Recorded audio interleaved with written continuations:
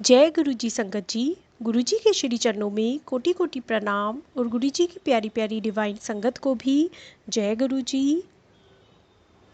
संगत जी, गुरु जी ने हमेशा हमेशा डायरेक्ट कनेक्शन बनाने के लिए कहा है। कभी भी कोई भी मीडियम गुरु जी को पसंद ही नहीं है कि उनकी संगत और उनके बीच में कोई भी मीडियम हो।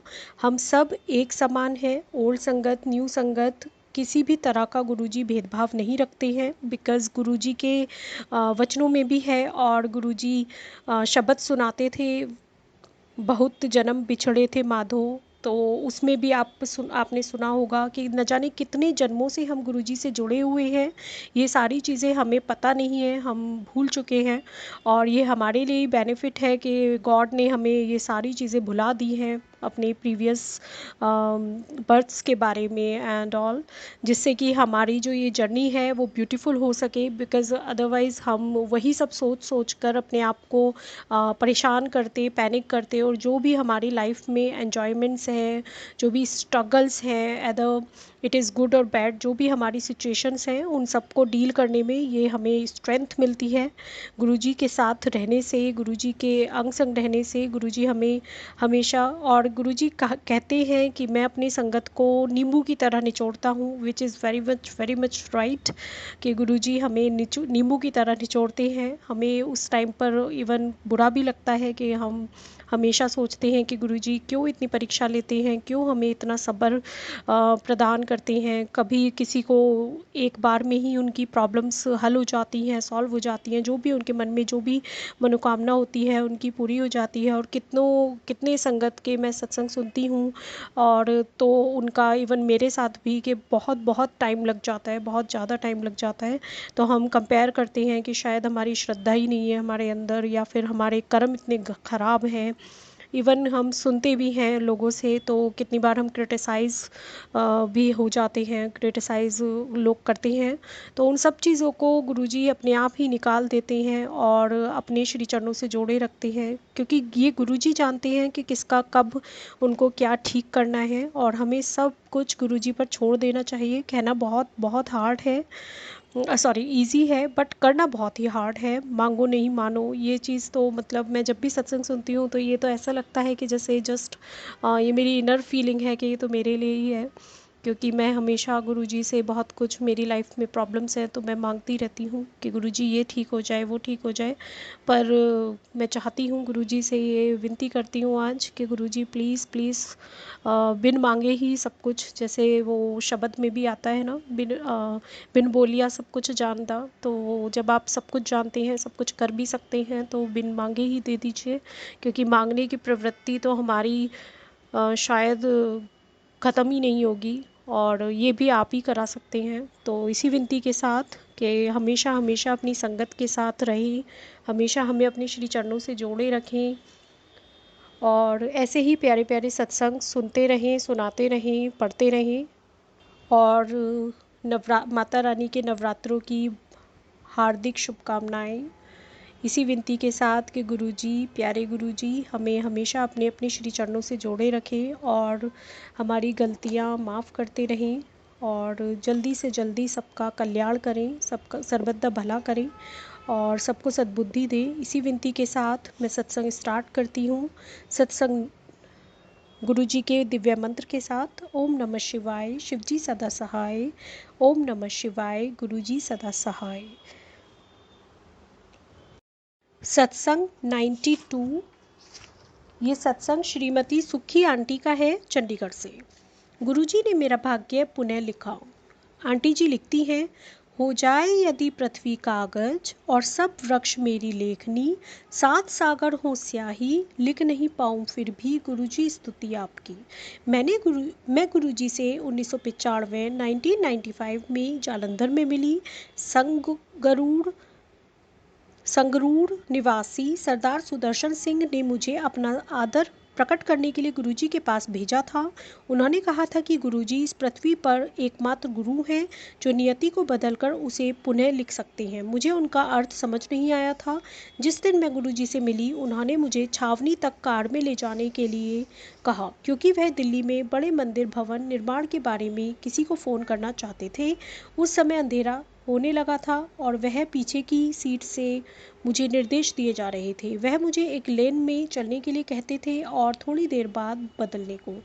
ऐसा कुछ बार होने के पश्चात मैं सोच रही थी कि वह ऐसा क्यों करवा रही हैं। मुझे शीघ्र पता लगने वाला था। उसी समय गुरुजी ने कहा कि कोने से एक काली गाड़ी आएगी और मैं उसे हाथ देकर रोक लूं। गुरुजी के कहने की देर थी कि एक काली फिएट गाड़ी दिखाई दी। उनके दो अनुयायी कर्नल जोशी और उनका बेटा नितिन कार में था। वह हमें अपने घर ले गए। मार्ग में नितिन ने बताया कि कुछ देर पूर्व ही उन्हें गुरुजी की उपस्थिति का आभास हुआ था जब उनके घर में गुरुजी की तीव्र सुगंध आई थी। उसी क्षण उन्होंने गुरुजी के जालंधर वाले मंदिर में जाने का मन बनाया था। वास्तव में वह एक अन्य मार्ग लेते थे, किंतु उस दिन इस मार्ग से जा रहे थे। मुझे तुरंत आभास हुआ कि यह प्रसंग गुरुजी ने अपना परिचय देने के लिए कहा था। महापुरुष कितने सर्वज्ञाता और सर्वविद्वान है। जय गुरुजी, शुक्राना गुरुजी। लुधियाना जाते हुए नगर ओझल। जालंधर में गुरुजी से आज्ञा लेकर हम रात को 2:30 बजे लुधियाना के लिए निकले। कार में मेरे साथ मेरे पिता और मेरी 2 बेटियां थीं। लुधियाना का मार्ग बिल्कुल सीधा है और उसमें कोई मोड़ आदि नहीं है। सड़क पर और कोई गाड़ी नहीं थी और हम 90 किलोमीटर की गति से जा रहे थे। पर इस बार कुछ विशेष हुआ। रास्ते में मैंने फगवाड़ा, जो दोनों शहरों के मध्य का प्रमुख नगर है, पार नहीं किया। घर पहुंचने पर मैं सोच रही थी कि क्या हुआ होगा, किंतु समझने में असफल रही। रहस्योद्घाटन अगले दिन हुआ जब मैं जालंधर में गुरुजी से मिली और उन्होंने मुझसे पूछा कि क्या गाड़ी 90 किलोमीटर की रफ्तार से जा रही थी। मैं स्तब्ध थी। उनको कैसे पता? गुरुजी ने बताया कि किसी ने मेरे ऊपर काला जादू किया हुआ था और उन्होंने उसके दुष्फल अपने ऊपर अंतरित कर लिए थे। गुरुजी ने रक्त की उल्टी भी करी थी। उन्होंने अपने टखने पर एक काला चिन्ह भी दिखाया जो कई मास तक बना रहा। उस समय मुझे भाग्य पुनः लिखने का अर्थ समझ में आया। गुरुजी ने बताया कि मैं अपने कष्टों के शिखर पर थी और यदि वह काला जादू हो जाता तो मैं 45 वर्ष की आयु से अधिक जीवित नहीं रह सकती। गुरुजी से उस भेंट के पश्चात मेरा मुख जो काला हो गया था, काले जादू का मुख्य चिन्ह अपने स्वाभाविक रंग में आने लगा। मैंने कोई 14 किलो वजन खोया। आज मेरी आयु 50 वर्ष से ऊपर है और आनंद में जीवन व्यतीत कर रही हूँ। जय गुरुजी, शुक्राना गुरुजी। 100 वर्ष पश्चात मीठा जल। इन 12 वर्षों से अधिक समय में हमने अनेक दिव्य कृपा होती हुई देखी है। एक बार चंडीगढ़ के निकट दबकोरी ग्राम में हमने एक भूखंड लिया था। गुरुजी ने वहाँ ट्यूबवेल लगाकर सब्जियां उगाने के लिए कहा। पृथ्वी में जल की खोज आरंभ हुई। खुदाई 420 फुट की गहराई तक हो गई, किंतु जल नहीं मिला। सर्वेक्षण से पता लगा कि उस भूखंड में जल ही नहीं है। हमने दिल्ली जाकर गुरुजी को इस सर्वेक्षण से अवगत किया। गुरुजी ने उसी भूखंड पर एक अन्य स्थान पर खोदने के लिए कहा। वहां से इतना जल फूटकर बाहर आया कि पाइप टूटने को हो गए। आश्चर्यजनक रूप से वह मीठा था और उसमें से नीले कंकड़ निकल रहे थे। गुरुजी को धन्यवाद करने हम दिल्ली गए। उन्होंने कहा कि गुरु नानक देव ने जहाँ वह बैठे थे उसके निकट से जल निकाला था। उन्होंने यहाँ 250 किलोमीटर दूर दिल्ली में बैठकर जल निकाला है और यह जल 100 वर्ष के बाद आया है। दबकोरी गाँव में जब सब अचंभित थे, गुरुजी ने चेतावनी दी कि यदि उसका जल बेचा तो वह कूप सूख जाएगा। गुरुजी ने दिव्य विभूतियों के दर्शन करवाए। शेखो साहब आध्यात्म ज्ञान में दक्ष अपने बड़े भाई के साथ गुरुजी के दर्शन करने जालंधर आए। गुरुजी उन्हें अंदर एक कमरे में ले गए। गुरुजी ने एक बिस्तरे को हीरो के जेवरों से भर दिया और उनमें से कोई भी उठाने के लिए कहा। गुरुजी से उन्होंने इन भौतिक वस्तुओं से दूर रखने के लिए निवेदन किया। फिर गुरुजी ने उनसे पूछा कि उन्हें क्या चाहिए। शेखो साहब ने उत्तर दिया कि वह गुरु नानक जी के दर्शन करना चाहते हैं। गुरुजी मुस्कुराकर बाहर चले गए। 1.5 मास के पश्चात एक दिन शेखो साहब अपनी पहली मंजिल के कक्ष में समाधि में थे, जिसके दोनों द्वार अंदर से बंद थे। गुरुजी उनके समक्ष उपस्थित हुए, उनको समाधि से चेतनावस्था में लाए और गुरु नानक देव जी के दर्शन दिए। पूरे 45 मिनट तक वह एक शैया पर बैठे हुए उनके दर्शन करते रहे। वह उन्हें 10 सिख गुरुओं, मीरा बाई और कबीर के दर्शन करवा चुके हैं।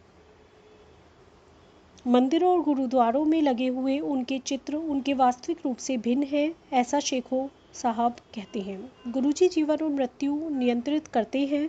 वह देवी देवताओं के दर्शन करवाते हैं और स्वयं को शिव रूप में दिखाते हैं। फिर वह कौन है? साक्षात परमात्मा। उन्होंने हमारे दुष्कर्मों की कर्माग्नि को नष्ट करने के लिए जन्म लिया है। फिर ऐसे एक गुरु की सेवा क्यों न की जाए जिनके बिना मन के द्वार नहीं खुल सकते हैं, क्योंकि किसी और के पास उसकी चाबी नहीं है। जय गुरु जी। अनंतम अनंतम शुक्राना गुरु जी। ये प्यारे प्यारे सत्संग श्रीमती सुखी आंटी के हैं, चंडीगढ़ से। संगत जी और प्यारे गुरु जी, अगर सत्संग पढ़ने में मुझसे कोई भी गलती हुई हो तो प्लीज़ प्लीज़ मुझे क्षमा कर दीजिएगा। ये सत्संग और ये वीडियोस, सारी वीडियोस प्लेलिस्ट सभी संगत नॉन संगत को सेंड करें, सेंड करने की सेवा करें।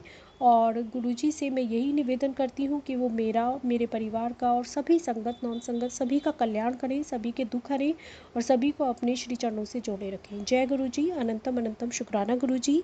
ओम नमः शिवाय। शिव जी सदा सहाय। ओम नमः शिवाय। गुरु जी सदा सहाय। जय गुरु जी। शुक्राना गुरु जी।